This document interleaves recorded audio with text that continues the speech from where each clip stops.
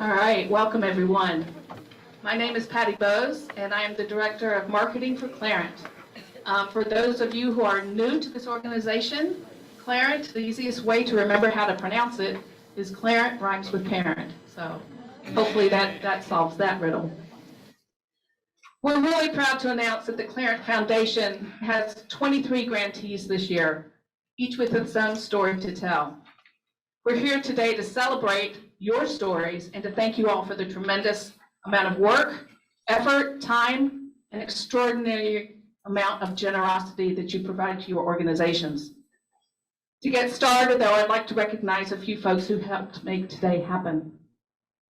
Ms. Glenda Marangay-El, would you please stand and remain standing? Glenda organizes, coordinates, and herds the cats for the foundation. She works throughout the year and is a liaison between the grantees, the board, and the Qlarant staff. It is no small task, and we appreciate your efforts. Please stay standing. If you've had a chance to walk about the room, you've noticed all the posters that we have for your organizations. Dave Morrell, who is in the back with the camera, created all the posters you see here today. He also did the videos that you're going to see today. He did the 10 towers. The 10 towers. He also did the books that you have on your tables. Anything that had to do with the art and the graphic of this program is due to Dave. He is also excellent at logistics, and so he helped us make sure that this ran smoothly.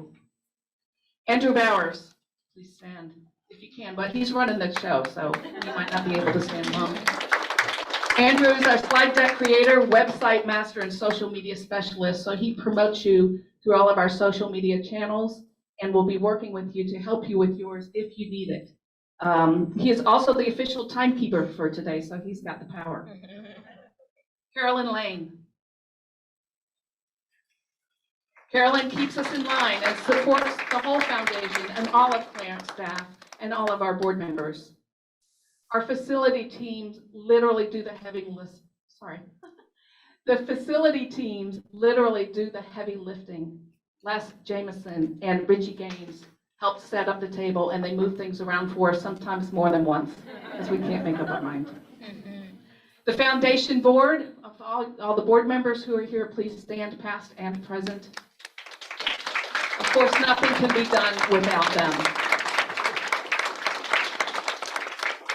The Qlarant executive team is in the house. We have Sandy Love, President of Integrity Solutions. Mr. Bob Foley is on Zoom. He's the VP of Quality Solutions. And Dana Fiddler is on Zoom, and he is our CFO. And of course, we have Dr. Ron Forsythe, who is our CEO.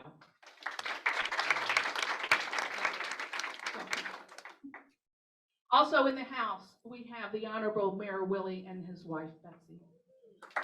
Thank you so much for coming and sharing this with us. We have Senator Addie Eckhart, a very special visit because she's so busy and actually probably has to leave really soon. So as long as you can stay, you're very welcome to stay with us. And the winner of the Republican primary for state delegate is none other than our own Tom Hutchinson. Thank you very much. Thank you all. So with that, I'm going to turn the mic over to the chairman of the Qlarant Foundation Board of Directors, Mr. Dominic. It happens all the time. It happens all the time. Thank you. Thanks, Pat. Actually, while you're working on thank yous, you've been standing, so you don't need to. You can actually have a seat. But I really need to thank you for stepping in today to MC on such short notice. I think that call came at about 5:30 or 6 p.m. last night when I received a positive COVID PCR test and knew obviously I couldn't join today. So that's a real quick turnaround time, and thank you so much. I also want to thank you for being so generous with your time and for your staff's time, not only in preparing for this event, which we know is a tremendous amount of work, but with the work that you do throughout the year for the foundation and for our grantees. It is truly greatly appreciated. So for those of you who I haven't met, I'm Dominic Schweier. Yes, it is a tricky last name. And I had the great privilege of being the chair of the Qlarant Foundation board. And I would like to congratulate all of our grantees on being selected for funding for this Qlarant Foundation 2023 grant cycle. As Pat mentioned earlier, we have a record 23 grantees this year who are providing a broad range of services to diverse populations throughout Maryland and the District of Columbia. And on a personal note, I'm so disappointed and sad not to be there in person today, because this is really one of my favorite days of the year and one of the best parts of being involved in this foundation. For many years, I provided primary health care to underserved populations in Washington, D.C. and out here in the Eastern Shore of Maryland. So I know how valuable, necessary, and truly life-changing the work of the nonprofit sector is. And to be in the presence of and to interact with people like you, the grantees, who are out there making such a positive impact in our communities and reaching the most vulnerable members of our society in these really creative ways is really energizing, and it inspires hope. And energy and hope are two things that we could really use more of nowadays. So I thank you, we thank you for making the effort to join us today and for sharing your stories, your experiences, and your expertise with us, and inspiring us to work to make our communities healthier and stronger. So I know there's going to be a lot of positive energy in that room today, but I'm pretty sure that some of it is going to make its way to those of us on the other side of a computer screen. So part of the idea of the celebration is for us to get to know each other a little better. And since we have a large number of new grantees this year, I want to take just a little time for you to get to know more about who Qlarant is and what they do. So Andrew, actually, I can't necessarily see the slides right now, but where I'd like to start is you're mentioning that Qlarant is also in the business of improving the health of our communities.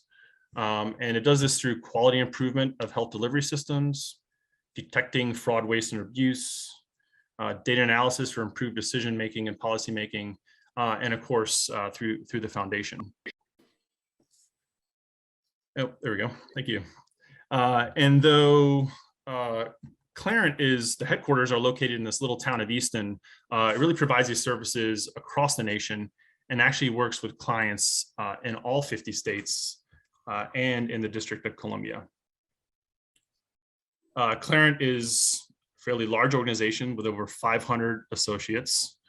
They include data analysis, investigators, data scientists, engineers, has over 40 large contracts, mostly with Medicare and Medicaid, and has been providing these services for almost 50 years.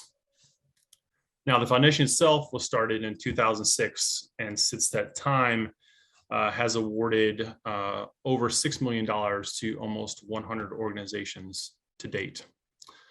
But if one were to summarize what we do and who we are in the simplest way, we have a saying here that we fight the bad guys, help the good guys, and share the money with those in need. And that last part being accomplished through funding of organizations such as yours. So now that we've learned a little bit about who Qlarant is, it's time for us to learn more about you and hear your answers to some questions we felt would be relevant to the work that you do as nonprofit organizations. So I'm going to turn this back over to Pat, as we will keep you in your groupings, show an introductory video, then Pat will come around and you'll have a minute to answer the question that was previously posed to your group. So Pat, I'll turn the mic back over. Thank you, Dominic. Thank you very much. All right, so we'll kick it off with a short video, and I know you all participated in this.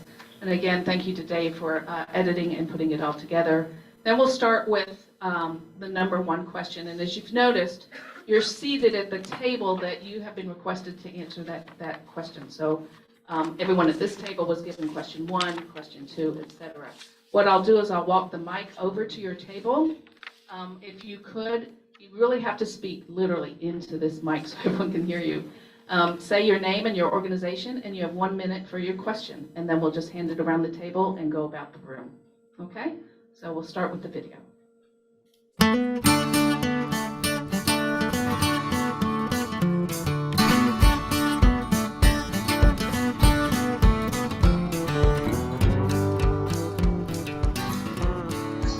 Hi, my name is Paul Weisberg. I'm the CEO of Bringing Home, and our mission is to provide emotional and financial support to local families with cancer. If you get diagnosed with cancer, even with healthcare coverage that you have, you're out of pocket tens of thousands of dollars a year. And based on personal experiences, we know how hard that can be for families. So what we do is we pay rent, mortgage, utility, car payment, and food, as well as provide other special projects for families when they need it, such as roof repair, car repair, getting a second home. We really want to take care of these families. And that's what Bringing Home is. Hello, my name is Astasia Lacey, and I'm the Maternal and Child Health Director at CCI Health Services. CCI is a group practice that empowers patients to partner with our staff in order for them to get an unparalleled healthcare experience. Hello, my name is Nicole Hauser. I am the Executive Director of the Community Free Clinic in Hagerstown, Maryland. Our mission is to make healthcare accessible to all uninsured citizens of Washington County, Maryland. Our patients are those that are working in full-time jobs and just cannot afford health insurance coverage, or those working 2 or 3 part-time jobs and aren't offered health insurance. We also have some that are in between jobs and have that 90-day of waiting on health insurance to kick in. Hi, my name is Genevieve Croker, and I'm the Executive Director of Rebuilding Together Kent County here on the Eastern Shore of Maryland. Our mission is repairing homes, revitalizing communities, rebuilding lives. We envision a future with safe homes and communities for everyone. Here in Kent County, we serve our neighbors who are income eligible, who own their own homes, and who through a variety of different life circumstances really can't afford to repair those homes when there's a problem. We're just trying to help folks have a safe place to call home. On behalf of the University of Maryland Children's Hospital Breathmobile Program, I extend a huge thank you to the Qlarant Foundation for helping to support our mission to keep our asthmatics healthy. The mission of the Breathmobile is to address the pediatric asthma epidemic in Baltimore City by increasing access to specialty-based preventive asthma care to children in underserved areas. Asthma can be controlled, but children in Baltimore City have the highest rates of emergency department visits and hospitalizations for asthma in the state and among the highest in the nation. We also know that it's the #1 cause of missed school days for children. Through the care provided on the Breathmobile, our goal is to see children in school and learning and out of the hospital. We also want to see our patients lead healthy, active lives with the ability to play sports and sleep well at night without asthma symptoms. Okay, so that starts our question number 1. This is the group that was assigned question number 1. So who would like to start? We can. Would you like to start? Okay. Sure. If you could really speak into the mic, say your name, your organization, and your answer. Oh, sorry. Yeah, you're right. I'm Jen Pusatier from CCI Health Services. We're a federally qualified health center in Prince George's and Montgomery County. And how do we collaborate with other entities and people? I'm going to let Astasia primarily answer that, but I will say I noticed Reach Out and Read is a recipient. We actually partner, we're a recipient from Reach Out and Read, and in fact I had a great call with them last week, and as I look around, there's either Habitat for Humanity organizations that I have volunteered for, so I think we have a lot in common. I was excited to see Reach Out and Read here, but I'll pass it off to Astasia. My name's Astasia Lacey. I'm the Maternal and Child Health Director at CCI Health Services. So there's multiple ways that our organization partners with different businesses, but one way is we have our Centering Pregnancy program, which is a group model of prenatal care that we offer to our patients. One of the incentives that our patients get is our partnership with Hungry Harvest. So it's a food prescription box that patients receive. They get a food box delivered to them every 2 weeks for about 8 weeks or so, and it includes fruits, vegetables, bread, eggs, things like that. And so we really look at the nutritional needs of our patients. So that's one of the incentives that they get.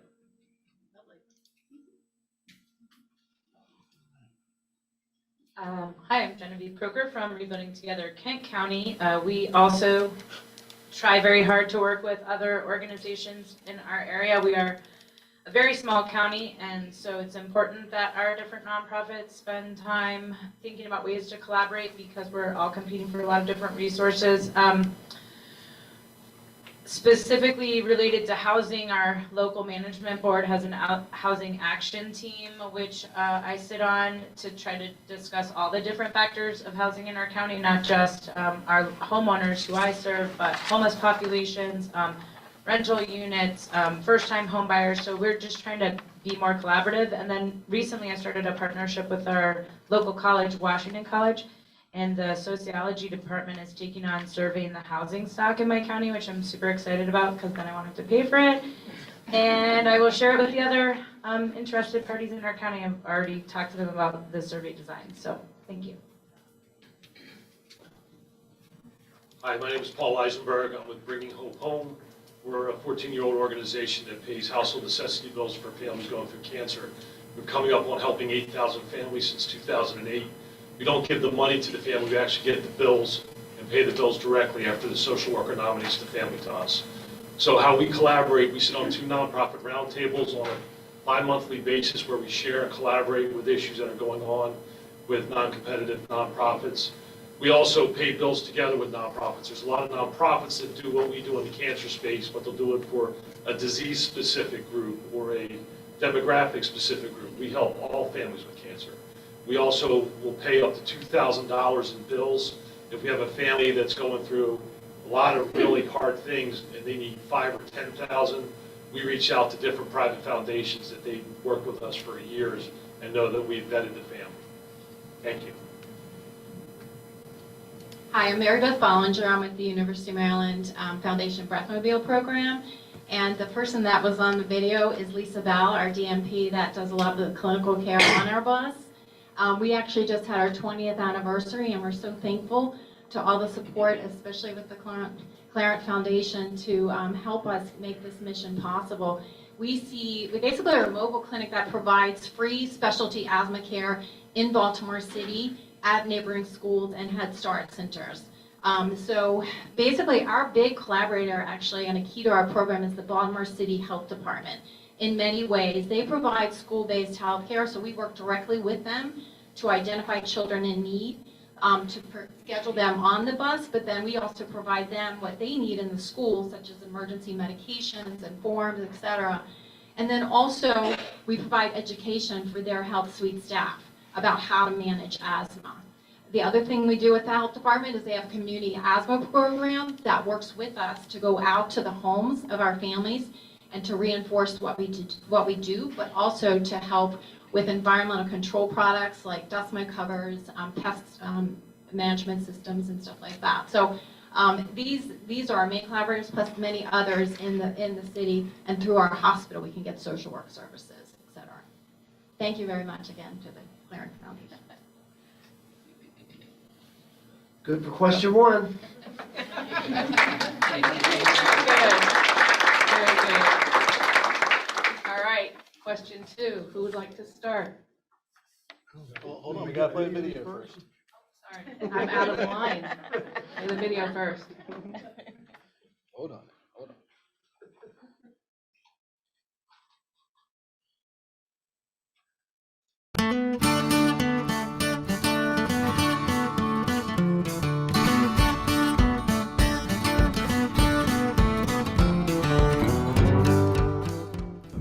Hi, my name is Sarah Moore, and I'm the Baltimore City Manager for Girls in the Game. At Girls in the Game, the mission of our organization is for every girl to find her voice, discover her strength, and lead with confidence through fun and active sports, health, and leadership programs. The funding will be used for us to provide after-school programming for girls in 3rd through 8th grade, as well as teen programs for girls in 9th through 12th grade. Hi, I'm Julia McCune, and I'm the Director of Community Engagement at Jubilee Association of Maryland in Montgomery County.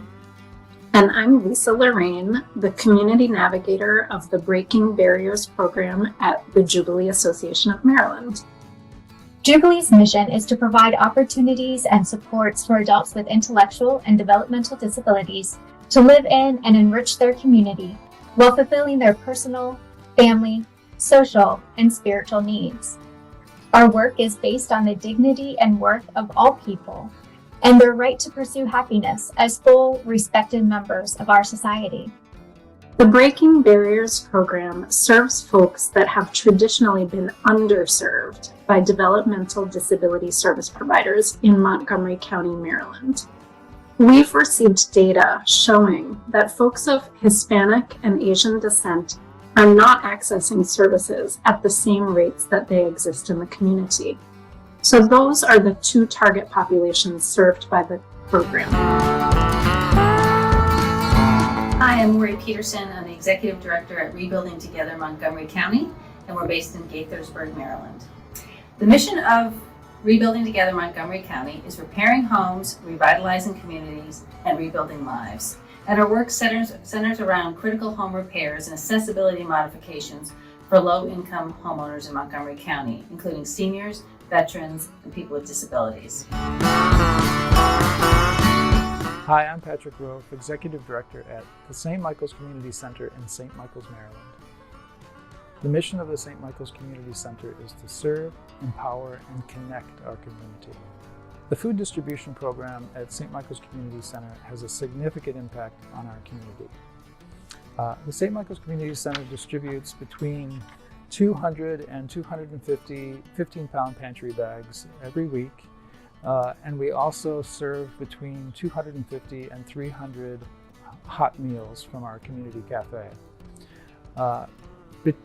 Combining 2020 and 21 through the height of COVID, we served over 12,000 families and 14,000 individuals. And that means that we provided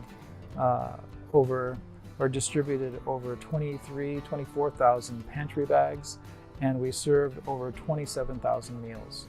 And we're grateful for the support from the Qlarant Foundation. And we know that with the support, the St. Michael's Community Center can have a significant impact, or it can have a greater impact on the clients in our community. Hi, my name is Kimberly Weiner, and I'm the Senior Director of Development for the Ullman Foundation in Baltimore, Maryland. The mission of the Ullman Foundation is to change lives by creating a community of support for young adults and their loved ones impacted by cancer. We do this by providing holistic, psychosocial support to adolescent and young adult patients impacted by cancer throughout Maryland and the surrounding DMV area, with our patient navigation services in local area hospitals and remotely through our community navigation program. Additionally, we have support groups for patients and caregivers along with our 12-week training program called Cancer to 5K throughout Maryland and beyond.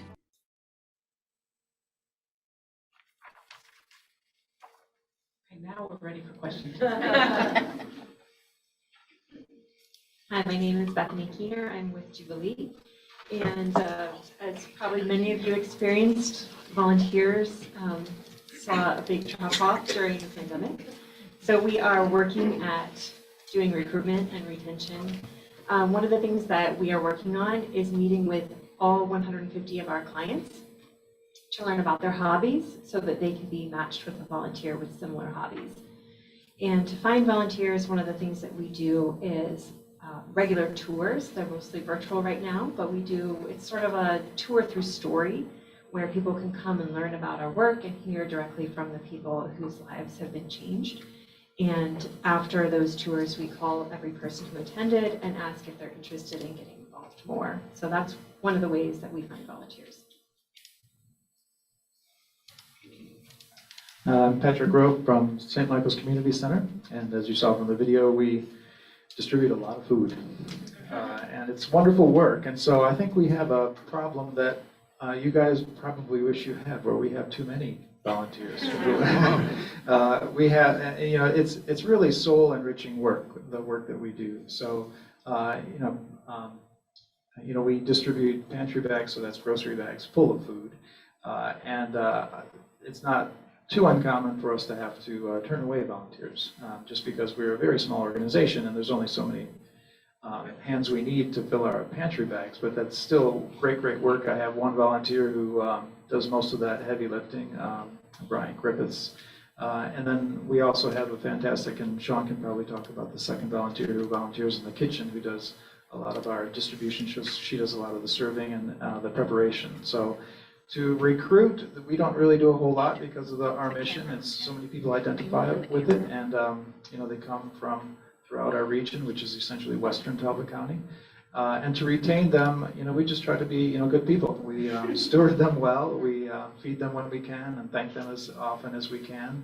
And we make the organization a nice place to participate with. So that's what we do. Good timing.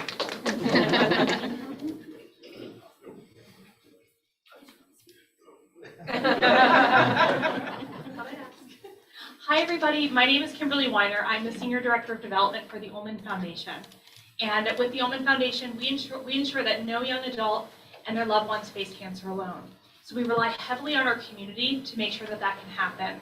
So with the organization, we've been operating throughout the whole time during COVID. We lost a lot of volunteers, similar to what your Jubilee experienced, but we've been looking to get people back. So we say at the Ullman Foundation, we meet people where they are.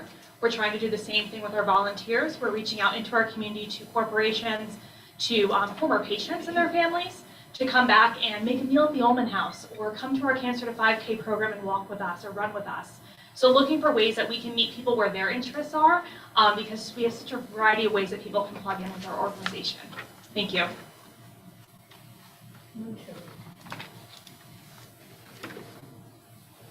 Question 2, thank you.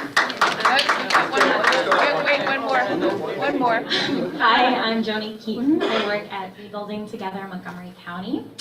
And at this organization, we are very lucky to have volunteers who have been with us for 10, 15, 20, even 32 years. Volunteers who have been with us from the very beginning since our founding in 1990.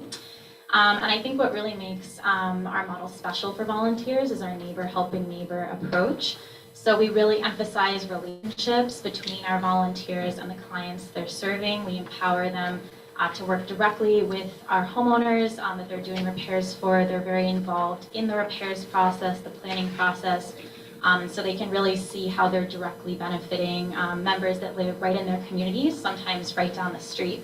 And I think, being that involved in the community, being right there is really special, and the relationships that come out of that keep the volunteers coming back and keep them wanting to be engaged right in their local community. And unfortunately, girls in the game could not attend today, so they also had a question too. All right. Yay! All right, I learned. Now we go to video. All right.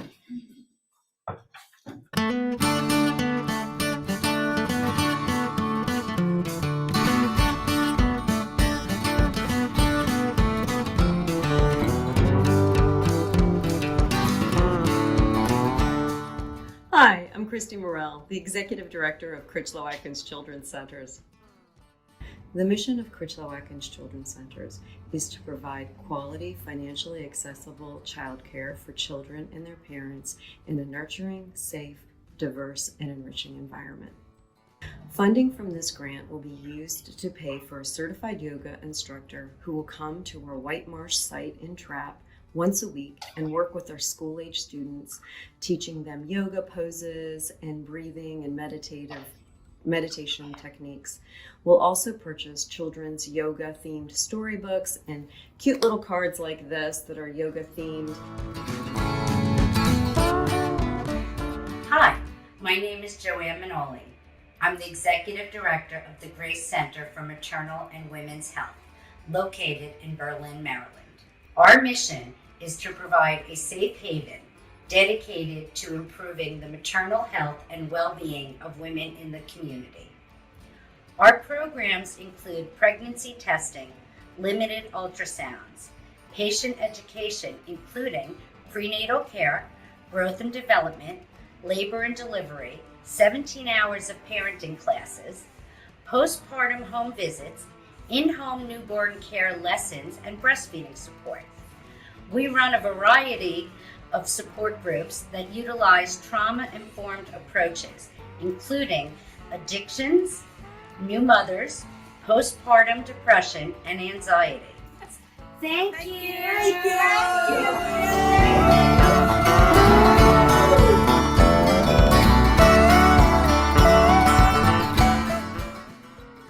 Hi, my name is Joanne Hansen. I'm the Executive Director for Habitat for Humanity Choptank. What is our mission?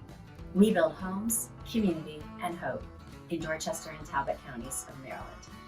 Hello, my name is Tara Phelps, Home Repair Family Services Coordinator for Habitat Choptank in Trapp, Maryland. The Habitat Choptank program focuses on owner-occupied homes in the city of Cambridge and the town of Easton. The households we serve are low to moderate income homeowners who have critical health and safety repair needs. Hi, my name is Jenny Schmidt. I am the Development and Communications Manager here at Habitat for Humanity Choptank in Trapp, Maryland, where our offices are. And I'm very pleased to be here today to talk to you about the impact of our repair program on the communities that we serve. Coming to us and working with us through our repair program, they're able to do things like add railings and front porches and roof repairs and other things that just allow them to live comfortably in their home and to live and contribute to the community that they live in. Greetings, Sherry Watkins here, Program Manager for the Greater Washington, D.C. area to include Montgomery County and PG County. My work as a Program Manager for Reach Out and Read is to conduct orientations, also get a chance to do site visit and provide technical assistance. The families that we serve are from birth to 5 years of age, and we have 36,000 families across the Greater Washington, D.C. area to include Montgomery County and PG County. We want to ensure that at each and every well child visit across the Greater Washington, D.C. area to include Montgomery County and PG County, that every child takes a high-quality, developmentally appropriate book home and keeps and to build their libraries. And we know that with your support, we can support those 40 locations across the Greater Washington, D.C. area and county to ensure that our children have access to quality books. Hello, my name is Debbie Smullen, and I'm the president of WGP Warriors Against Addiction. Our mission is to provide education, awareness, support, and navigation of resources for those on the lower shore who have been impacted by addiction. Our services aim to touch every aspect of the recovery community. Our message is simple: recovery is possible. Very good. That brings us to question 3. Each of the groups that you just saw have been given question 3, and we will start with Christy. Hi, my name is Christy Morrell, and I'm with Critchlow Atkins Children's Centers. We're a nonprofit child care provider here in Talbot County. We have 5 sites, and we provide tuition assistance to about 45% of our families. I'm proud to say that in addition to just providing good child care, we offer amazing enrichment programming, thanks to Qlarant, with our yoga instruction now for our White Marsh site, along with STEAM activities and great summer programming.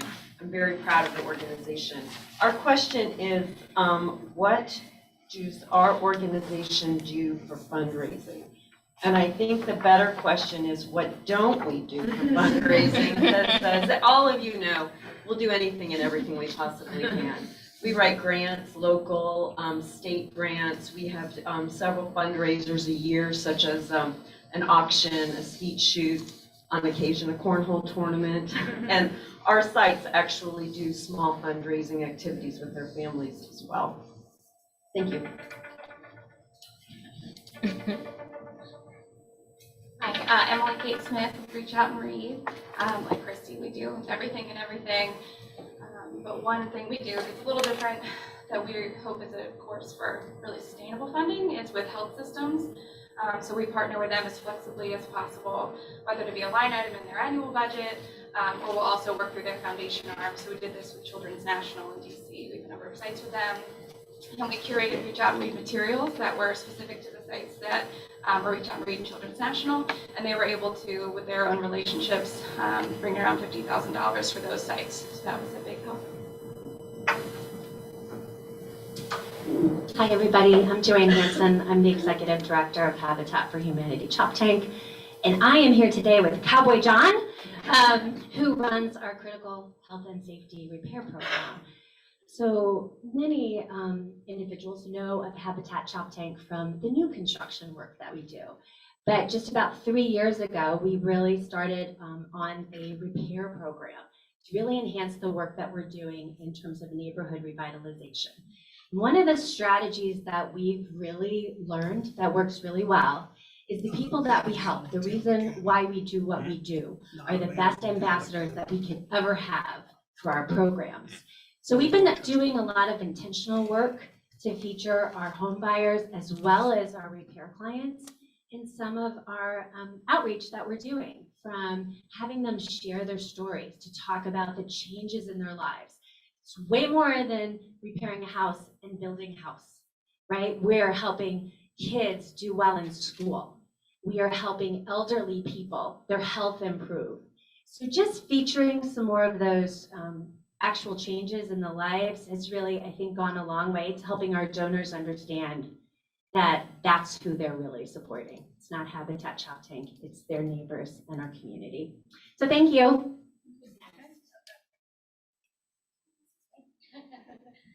Hi, I'm Joanne Manoli. I'm from the Grace Center for Women's and Maternal Health. In terms of fundraising, traditionally Grace has done, all the things that you would expect, but it's mainly been local. Coming on board in January after COVID and seeing how COVID really affected the funds that were coming in, part of what we're doing now is looking at how do we reach beyond our local community that has mainly been supporting us. So what I'm focusing on is really kind of building a broader band and drawing in younger people. And what I'm finding is younger people give differently, and they want to know specifically what my money is being used for. So what we've done is we've created categories that people can donate for. So rather than just say, we're looking for money, or we're having an event and it costs this much, we offer different sponsorships where somebody can sponsor somebody through a series of parenting classes, or somebody can sponsor a mother's group participant.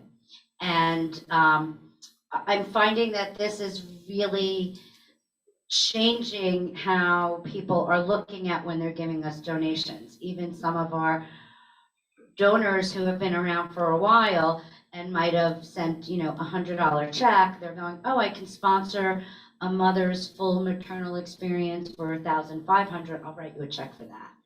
So that's really what I'm looking to do, and looking to see how to use the global internet to reach people from all over that would want to support our cause.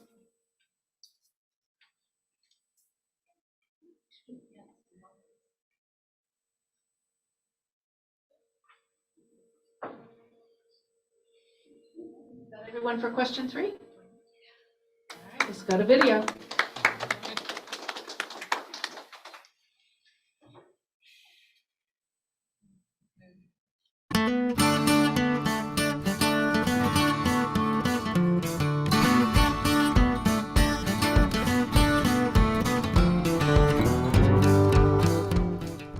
Hi, my name is Sue Ann Shaffley, and I have the privilege of serving as Executive Director for Camp Attaway.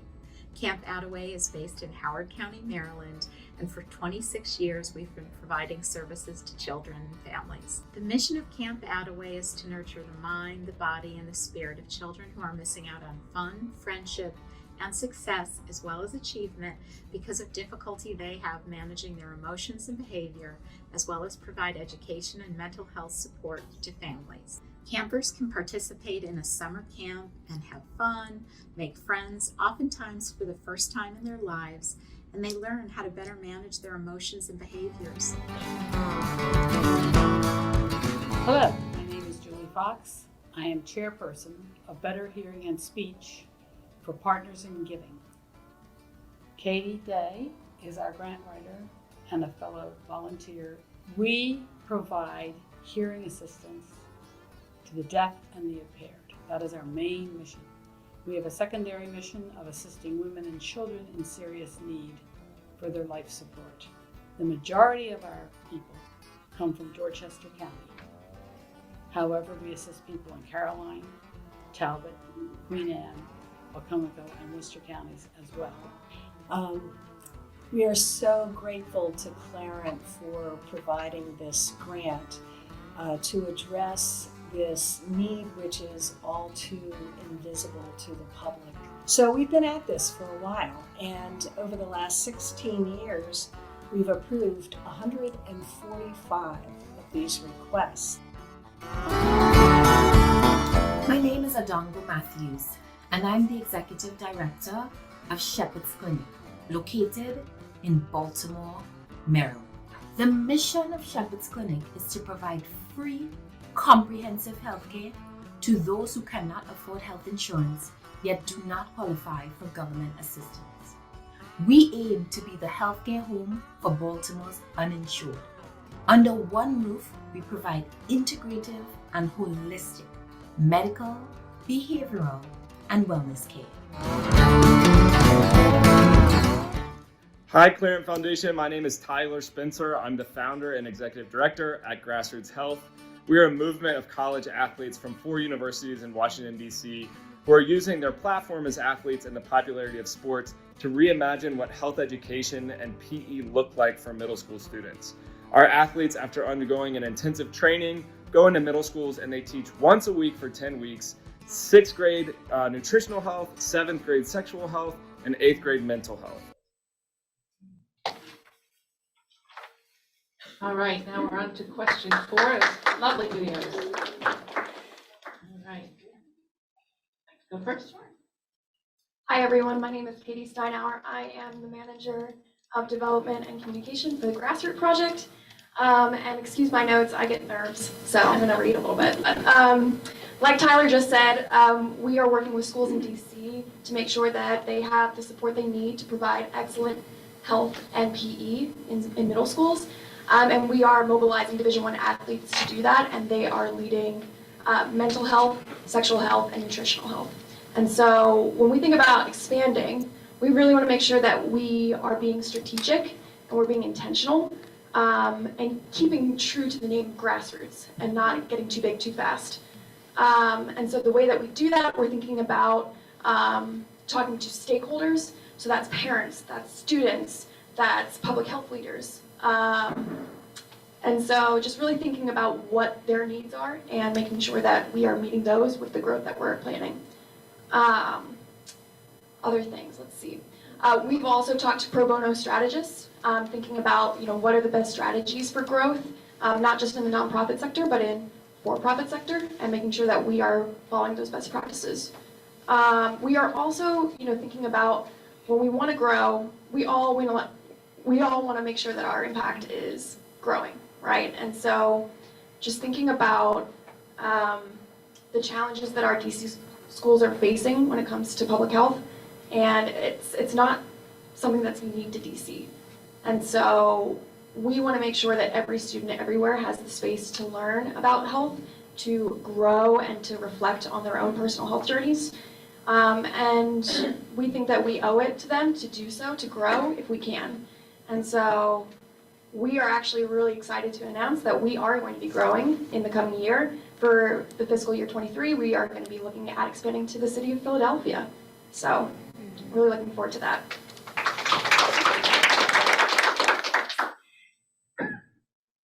Hello, I'm Julie Fox. I am chair of the Better Hearing and Speech Committee for Partners in Giving. Partners in Giving thanks Qlarant very much for their assistance. Last year, we flat out ran out of money and couldn't help anybody. Now the list is long. We've been helping people partially or completely. Most of these people have no way of getting hearing aid assistance or hearing assistance. We are small. We are totally volunteer. There are 35 of us, and we work very hard, and we will expand within our community as many volunteers who want to join us.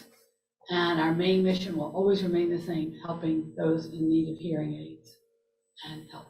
Thank you.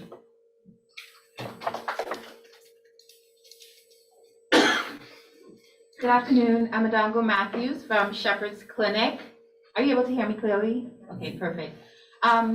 So we provide healthcare to Baltimore's uninsured.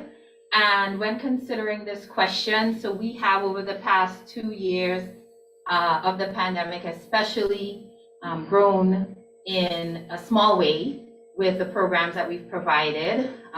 We've added, in addition to standard healthcare, a lot of social determinants of health support through transportation, food, access to vision and dental services. And those were accomplished, or those were informed by our patients, right? Our current patients, what are needs that you have through patient surveys. But when deciding whether to stay small or grow big, that is a lot more determined by the community needs. And our board, this is a question that's right now facing our board as we are getting out of the pandemic.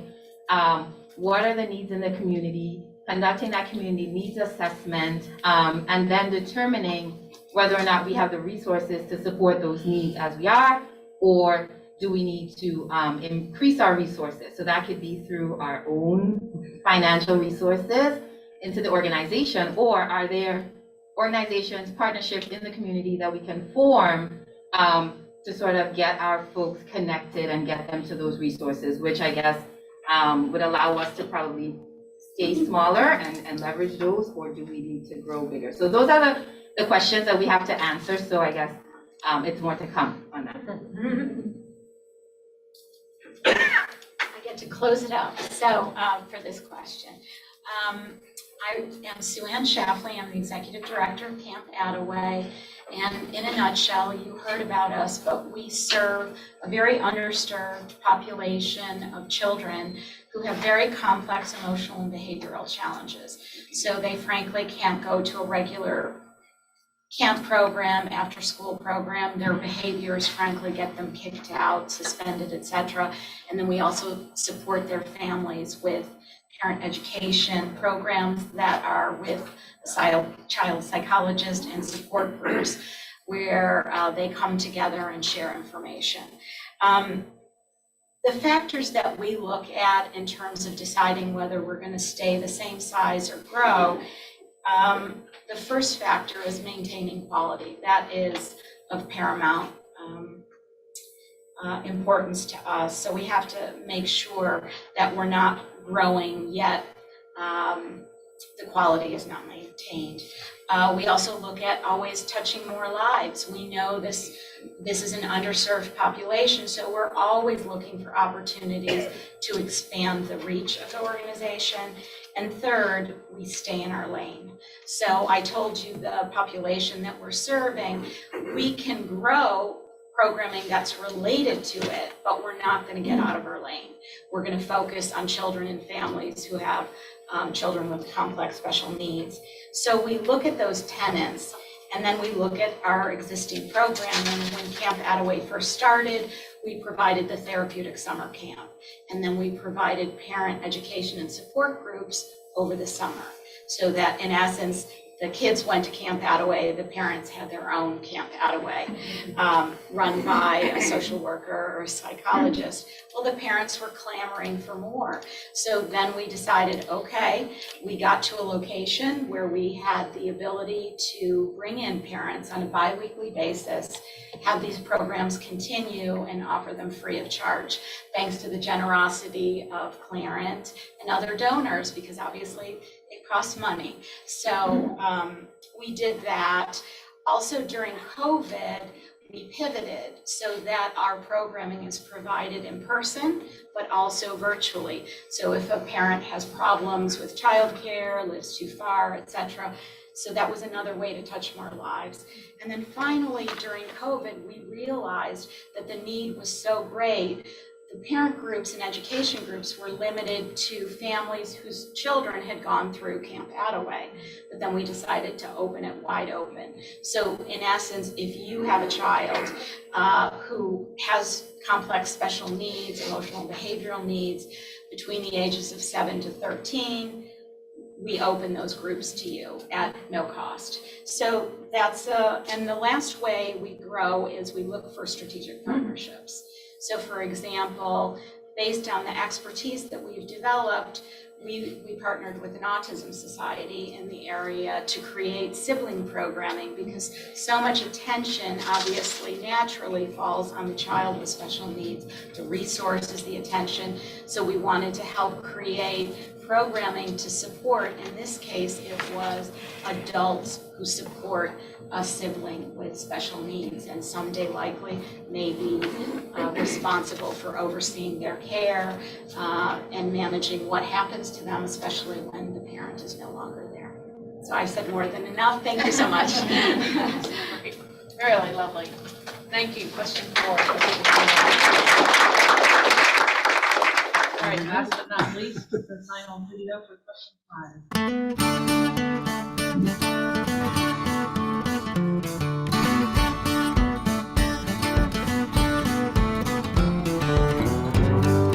Hi, I'm Bill Shreves, President of the Bay Hunter Community Volunteers. With me today is Jack Donahue, our Vice President, and Bernie Miller, Board Member and Volunteer. In fact, we're all volunteers, something that I think is a little unique for a nonprofit community service organization. We have no paid employees. We're honored to again be a recipient of a Qlarant Foundation grant. The Bay Hunter Community Volunteers has been providing home repair services for residents of Talbot County, Maryland for over 20 years. Anything from installing a grab bar to replacing a set of steps or fixing a leaky roof. In most cases, the work is done by our volunteers and there's only cost of materials. Our mission is to help residents of Talbot County remain safe in their homes and thrive in their communities. The Bay Hunter Community Volunteers was founded on the principle of neighbors helping neighbors while providing privacy and dignity for our clients. Hi, my name is Jamie Holloway, Interim Director of Programming here at Bright Beginnings. Hi, my name is Mariah Collier. I am the Health and Nutrition Coordinator here at Bright Beginnings. Here at Bright Beginnings, we pride ourselves on being dedicated to meeting the immediate needs of children and families in transitional housing. By doing that, we provide children with safe and nurturing educational environments. We support parents in stabilizing their home lives and becoming self-sufficient.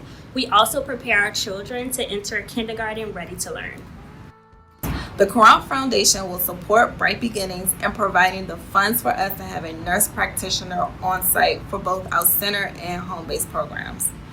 Having a nurse on site will change the way we support children while they are in our care.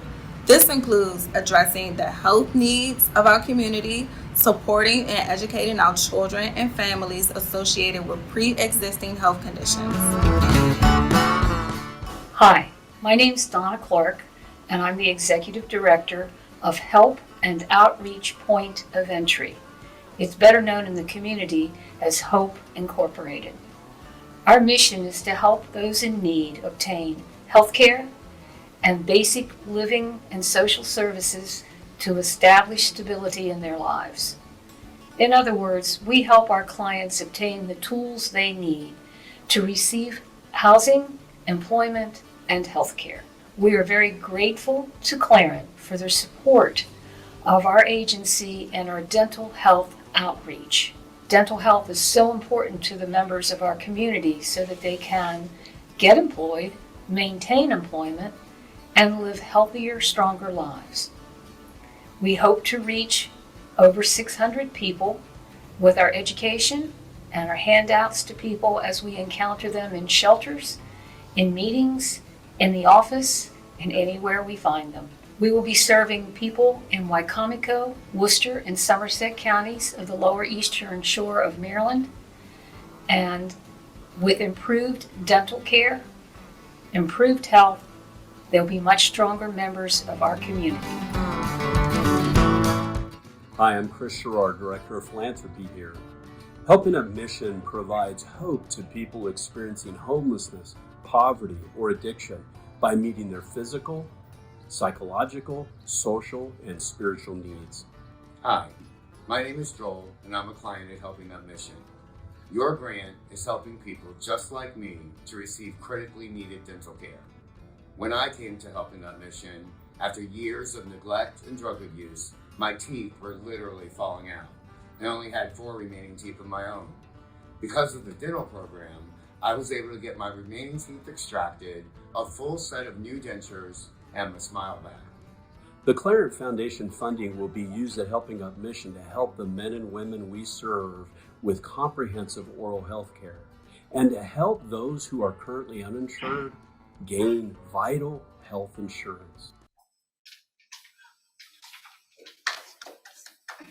Powerful things there. You ready to start question 5?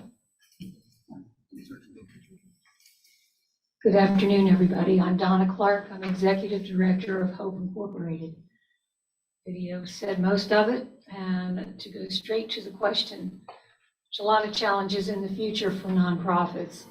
With the economy in question in the coming months, money is a big deal. It's going to be hard to get our funders to continue to donate at the levels they've been donating. And with the cost of inflation, it's costing more to receive the dental care that's necessary for our clients to gain better health. Another big challenge would be technology. Mark, my chairman of the board, and I just attended a workshop, and one of the issues discussed was cybersecurity. As a nonprofit, we often think nobody's going to be interested in us, but they would be interested in our data. I know nothing about technology, and I count very strongly on my IT specialists that volunteer for us to take care of the issues at hand. I was a good girl. I did my homework and went on the internet last night. Membership recruitment and retention is always a challenge for any organization. And I often double my volunteers' salary when they've done well. So complimenting, reassuring, being there for the volunteers is so, so important. And then one other topic that was discussed was decision-making. I'm leaving that to the board.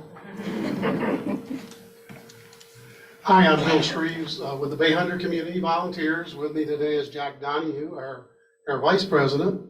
And when we consider the question, what's the biggest challenge for nonprofits in the coming year, recruiting and retaining volunteers is kind of like number one for us. It's already been said and discussed that we're still impacted by the pandemic and by people, I think, being reticent to get out and to do things that they used to do.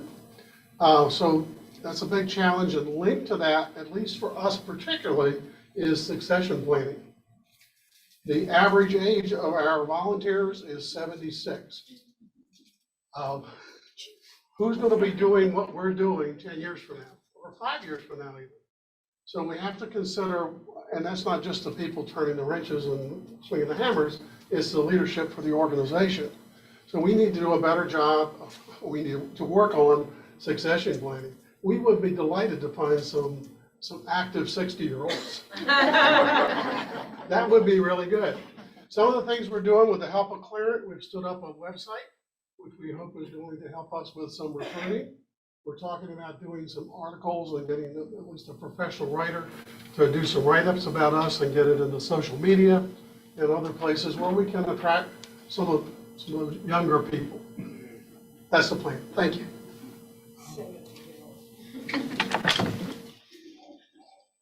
Hi, my name is Jerry. I'm with the Helping Up Mission, and like you saw over there, we really appreciate the Qlarant funding. We are helping. We didn't talk about the Women's Center, but we have recently opened a Women's Center, and with our healthcare, it's a really great thing to see them. We do wraparound services from IDs all the way to health, oral health being one of them.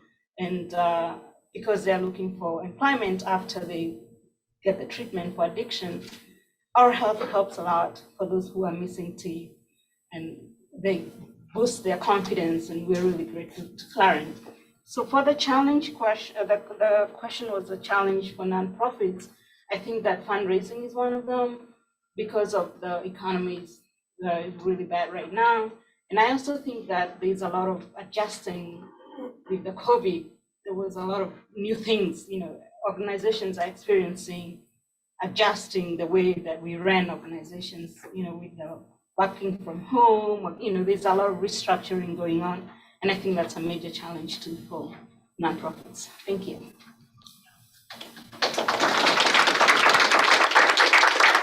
"23 grantees this year, and these are all the stories of each one. And it's passionate, it's generous, it's interesting, it's amazing what you all do. And you just break my heart every year when we do this. I'm going to hand this back over to Dominic, who's going to introduce our very special guest speaker today. Yeah, thanks, Pat. I get to applaud now because I don't think anyone's been able to hear me, but I've been back here the whole time, and this really is an all-star team. And one of my thoughts was that if we made this last segment of the celebration required viewing for all citizens, or aired it, in the nightly news slot on all these network channels or networks, we would be living in a much better place. And Bill, you'd be able to get probably some 50-year-old volunteers. So talk about inspiring hope and energizing. So thank you for that. We have the great pleasure today of hearing from our keynote speaker, one of Qlarant's own board of directors, Midget Parker. Mr. Parker served in the U.S. Army as combat arms officer in NATO Europe and other locations. He attended Morehouse College, and after his military service, received his law degree from the University of Maryland Law School. He's been practicing business law with a niche in representing religious and nonprofit institutions, and started his own private law firm in 2020. He served on numerous nonprofit boards and is also an ordained minister at the Community Baptist Church of Barclay here on the Eastern Shore of Maryland. So without further ado, Mr. Parker.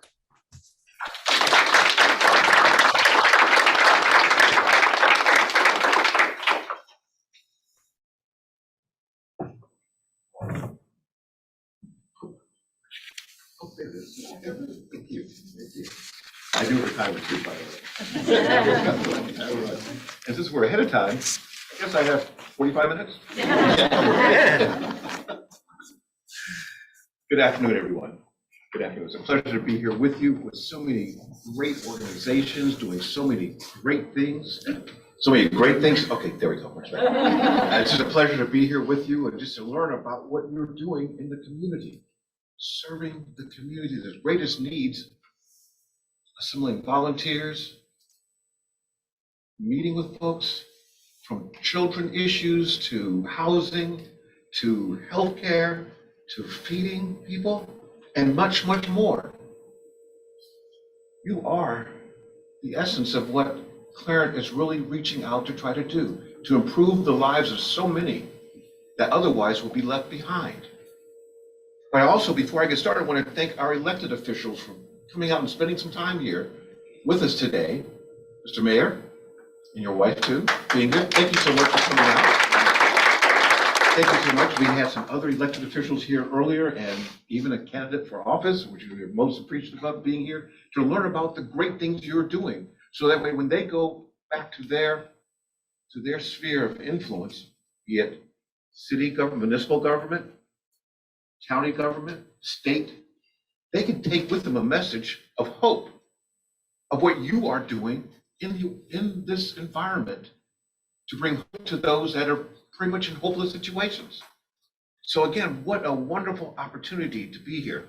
and to see the great things that you are doing. If there's going to be a theme for what I'm about to talk about, I'd say it's called connecting communities.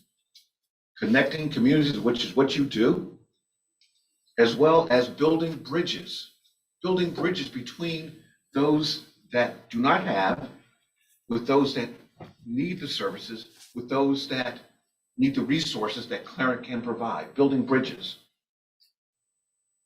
I also want to thank my fellow board members that are here. They've taken out from their schedule. Tony, thank you very much. So again, my good Lamont back there, friends there, two recently met on the board. I've been with Qlarant for only a couple of years, since 2020, when I left big corporate firms and started my own small solo practice.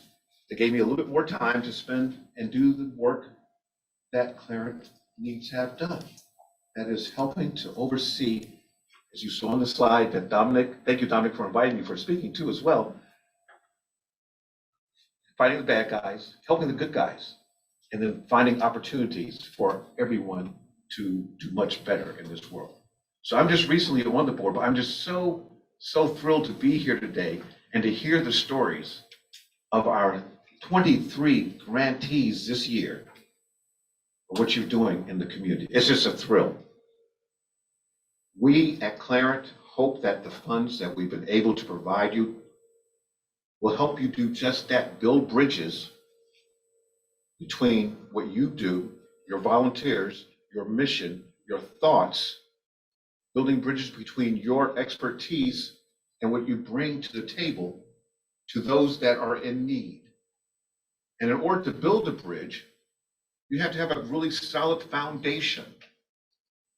And by being here today, by being an awardee recipient, you have built a good, strong foundation of your bridge to then expand from your mission to those that are in need. And so we applaud you from Qlarant. We applaud you for what you're doing, for the expertise you bring from WGP warriors. I don't want to start, but I can go all the way around the room. But each one of you, individually and collectively, I want to thank the Qlarant staff, to the Qlarant team, if you would, because organizing an event like this and the thoughtful questions and then seating arrangements that you're sitting around these tables with questions gives you an opportunity to meet with one another, talk about these specific issues that were raised, these questions that were raised, and how your organization is meeting those questions, looking forward to the future, and going to help even greater. So Qlarant team members, my hat's off to you too as well. Very well organized, very well thought out. And also just thankful that this is probably the first time in a few years that we've all been able to collectively come together in person. Think about it, last year it was virtual. 2 years. The last 2 years, not one, but 2 years. So I thank you for coming out and risking it, coming out in public, even though we have these variants and sub-variants out there. Some are in masks and some are not. I took my mask off now because I'm speaking, and I think the microphone's okay. It's okay. But also trusting and faithful that what you're doing is so important that we've come together, and we hope we can continue to come together in the future. So building bridges and then connecting communities, one another, connecting the various grant organizations here today with one another by this table arrangement with these specific questions, connecting each other. But it starts with a strong foundation. You have to know what you're doing, know your craft, and then not only know your craft, but know your community. And that's been illustrated by the stories we've heard today, on the videos that were prepared, as well as your responses to the questions. You know your community. You know what you're dealing with. You know who you're trying to help. And you also know your limitations. We've been challenged these last 2 years, as we all know. I enjoyed hearing about pivoting during the pandemic, how you had to change the way you used to do things to a new way. Well, guess what? We're going to probably have another pivot around too. As we come back to an environment we can meet in person, how do we pivot for the future? Do we continue to do things virtually? Do we do it a hybrid way? Thoughts to consider. But being at these tables with the various organizations gives you an opportunity to meet and talk with one another, and the combined collective wisdom that you bring to the table will help others, as you have helped others in the community. So let's help each other out. Let's help each other out while you're here today. Get to know your other organizations. And that's why we're so pleased that we can have this in person finally, where we can sit next to people and talk with one another. It took commitment to be able to do what you're doing.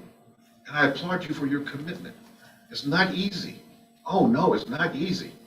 Myself, I've, at a very early age of our 42 years of marriage, we brought in a special needs child at 2.5 into our family. Brought her in, and now she is 35 years old. Still special needs, a special needs adult. She lives in Baltimore County.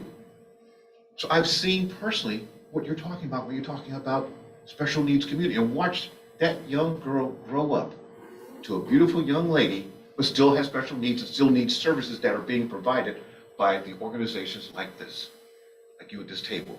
So I've personally experienced it, and I would encourage you as you meet with the community, think not only of those you serve, but think about others that you can bring in. We just talked about succession planning, right? We need some, we said young 60 years old. Well, how about getting young families together too as well, and showing them that it can be achieved? You know, this is such great hope for the future of this country when we hear all the bad news, but to be here today and hear all the good things you're doing, it is extremely empowering to not only to my spirit and my soul, but put that message out there. I'd like to talk about the website creation and using the tools of technology, and also being aware of cybersecurity, very key, because there are a lot of bad guys out there, as Qlarant knows, there are a lot of bad guys out there that want to get your information, and not your information, but those of the population you serve. So be mindful of that, but use these tools as we come through this pandemic that we're through right now, the variants and subvariants. Use the tools that you have pivoted to recently in the last 2.5 years for going forward with new ideas and new programs to go forward. Commitment.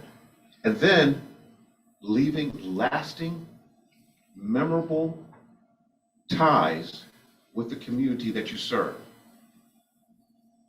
Well, by that I mean, when you do a good job, as you're doing now, and you continue to do a good job, and you reach out and you expand the community that you're reaching into, and you bring on succession, younger people, make what you're doing memorable for them. So that way they get the passion that you have to go forward and take this, what you're doing, into the future. Because after all of us that are in that upper 60s, we're not gonna be here forever, okay? So we're turning it over to the younger folks to do it. I'm gonna conclude with just 3 points that I would like to point to you to the Qlarant website. Please go to the Qlarant website. You're all now actually ambassadors of Qlarant with these grants. We didn't tell you that initially, but you're now our ambassadors, okay? But go to the Qlarant website, okay? And there, the very first page, what Qlarant does is they see risk. Each of your organization face risk. Risk of what if we run out of money? Risk of what if there's no volunteers? Risk of what if the population rejects us? Risk of what if the elected officials don't like what we're doing? Risk of, there's so many risks out there. But just be aware and see the risk. Put your collective wisdom together to solve the problems that you see. Solve those risks that you're facing. And then seize opportunities. Seize the opportunities with this grant money that you've been receiving. Seize the opportunities that with the new people you bring on board, and help grow and continue what you're doing for many, many years in the future. What a tremendous hope you bring to the table with what you're doing. You know, if you look at your telephones and look at the news feeds, you're just filled with bad news all the time. You know, bad news. And very rarely is it reported what you're doing. So let's seize the opportunity to turn that story around and show others that there still is hope in this country, in this world, with all the people that are involved. Again, my name is Majette Parker. I appreciate everything you've done and are doing and will continue to do in the future. Thank you all so very, very much. Look at the Qlarant website. Please go to it. You're our ambassadors now. See the risk, solve the problems, and seize the opportunities. Thank you.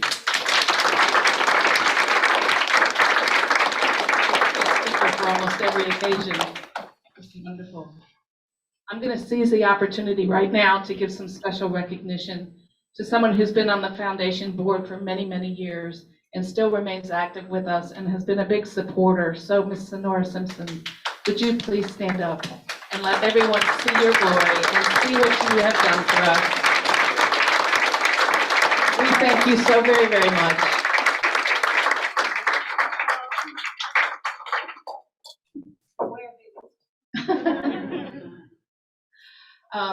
I've been reminded to tell everyone that your long version videos will be sent to you directly. These were just the short versions for today because, as you can see, we're trying to keep this down to a good, timely meeting. So you all be sent your long videos. I would also like to remind you, please take your booklets home because they're a good source of reference throughout the year. And good way to connect with each other, which you may flip through it 6 months from now and go, oh yeah, I remember those guys, I need to connect with them. On your way out, there is a table with your names on it, with folders with a certificate and a mini version poster of your specific organization. So please be sure to pick that up on your way out. And have I missed anything, Dave? You need to drop off the red badges and sign out. Okay. Don't forget to drop off your red badges and sign out on the paper, that you signed in on, because that's a security thing for us. Okay. I hope you enjoyed it. I certainly did. You did a great job. Congratulations to you all and thank you. It was a very competitive year and you're the 23 that made it. So, good job. Thank you very much for participating.